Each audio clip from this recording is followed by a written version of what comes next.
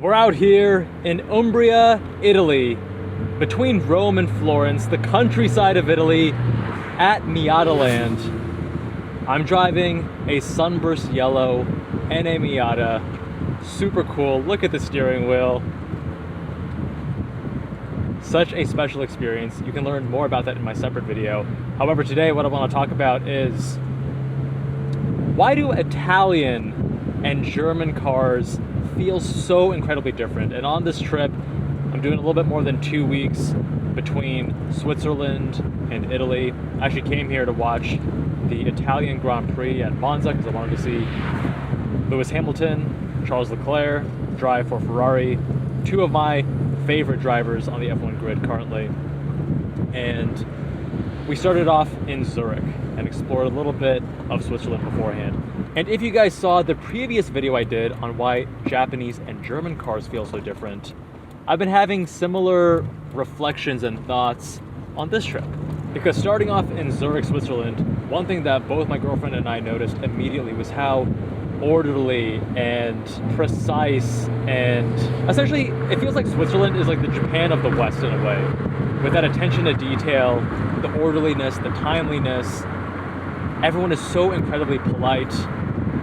I actually met some subscribers from my other channel, the Miataland NB channel. Shout out to Roman, who was a med student in Zurich, and every single person we interacted with was so polite, and it very much reminded me of Japan in some of these ways.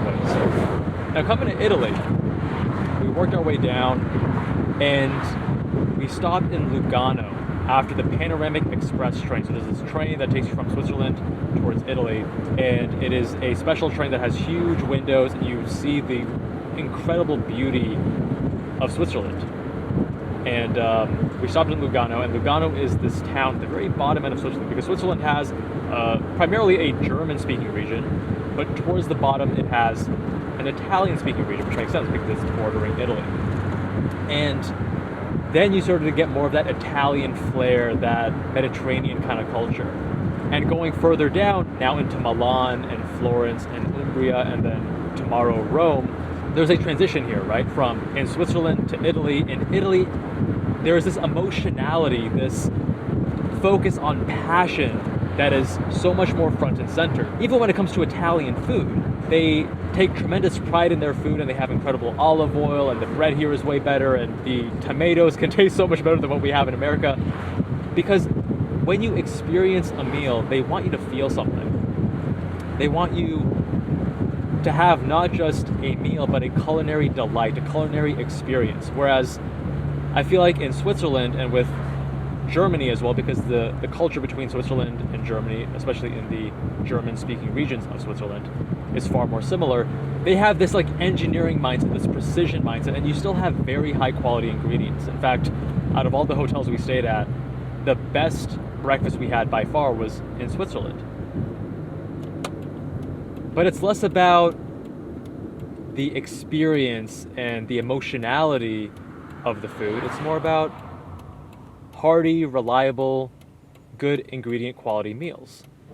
And I think that same kind of prioritization is very much reflected in the cars, because when you think of German vehicles, let's say Porsche for example, incredible engineering, the solidity, the details. It's like an operating room, right? They have everything mise en place in the right place.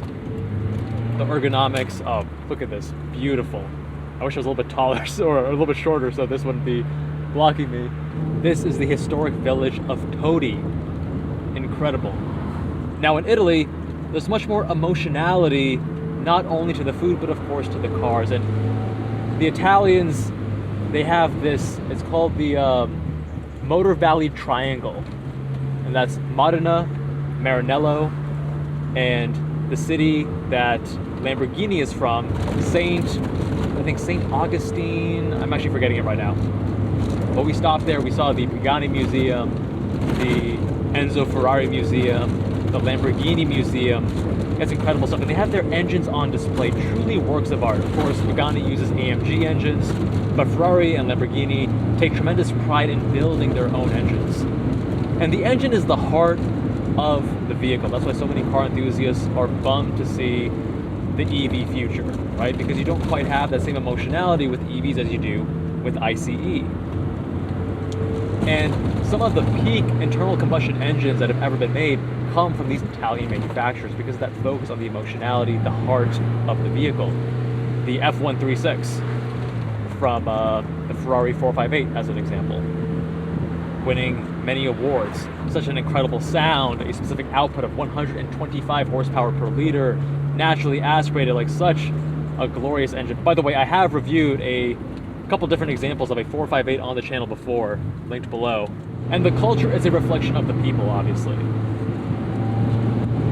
So the people in Italy, what I've noticed so far is that they tend to have greater variance and emotionality as well. Like the first day I got to Milan, oh, look at that, glorious. Got in an Uber, and the driver was like, we got stuck behind a bus that was, I guess, unloading people, or maybe people were boarding it, and he got out of his car to go yell at the person.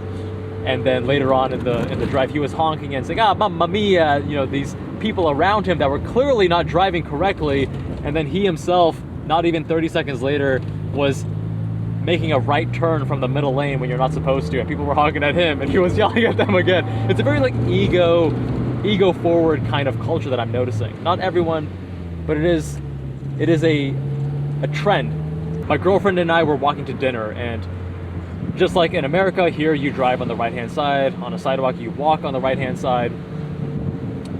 And as we were walking around the corner, turning right and hugging the wall by this building, a runner jumped out and almost hit us because he was cutting the corner, right? And you could see his frustration and the expressions with his hands and his face to be like, "Ah, you annoying people, why are you getting in my way?" When he was clearly wrong, right? It's like the ego of you cannot be wrong.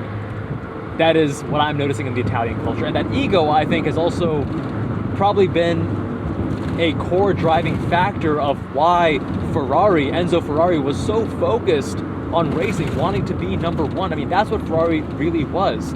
He didn't even like those who bought his road vehicles. It was just a means to an end, a necessary evil to fund the racing of Ferrari.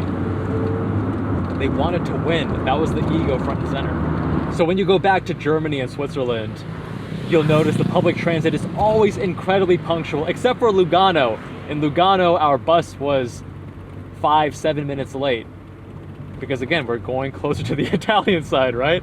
Whereas you go to the German-speaking side of Switzerland, everything is super punctual, everyone is super orderly, very respectful, very polite, and you see this reflected in their cars. So the cars are very precisely engineered, the attention to detail, again, like the operating room, right? That surgical precision, that mise en place, everything being orderly, and a little bit more quiet and comfortable, and emotionality isn't front and center. But unlike your Ferrari 458 that's going to have the leather that's starting to shrink and a few squeaks and rattles here and there, your German car, again, there are exceptions, but your German car on average is going to have perhaps greater solidity to it, and perhaps last a little bit longer, and perhaps be a little bit more reliable. So again, everything in this video, I'm talking in broad strokes and generalizations. There will always be exceptions to these. They're not hard and fast rules. They're just trends that you see. And if you're like me and you're from the US, you then zoom out from these countries and you say, well, how does the US fit here? And in the US, we focus more on size. Bigger is better, right? And the engineering philosophy there is less about the emotionality of the Italians and making you feel something strong. And it's also less about the German precision, about having everything just precisely done in the right way. It's more about comfort and size, because bigger is better.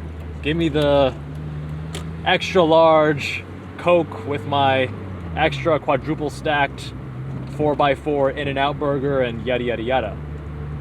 The cars made in America, oftentimes, again, exception to the rule, but they're far more luxurious. I even just reviewed a Corvette C8 Z06 against a 718 Cayman GT4 RS. Two slightly different price points. Both are track-focused vehicles, one German, one American. And the Corvette is exceptionally comfortable with that magneto-rheological dampers, the MagneRide, far more than the GT4 RS. But it's also a lot bigger and a lot heavier, something like 500 pounds heavier. And the inputs, they're good, don't get me wrong. The Corvette C8 Z06 is such an incredible and impressive vehicle, but it's not quite the same level of precision and input fine-tuning and delicate balance that you get from something from Stuttgart. Woohoo!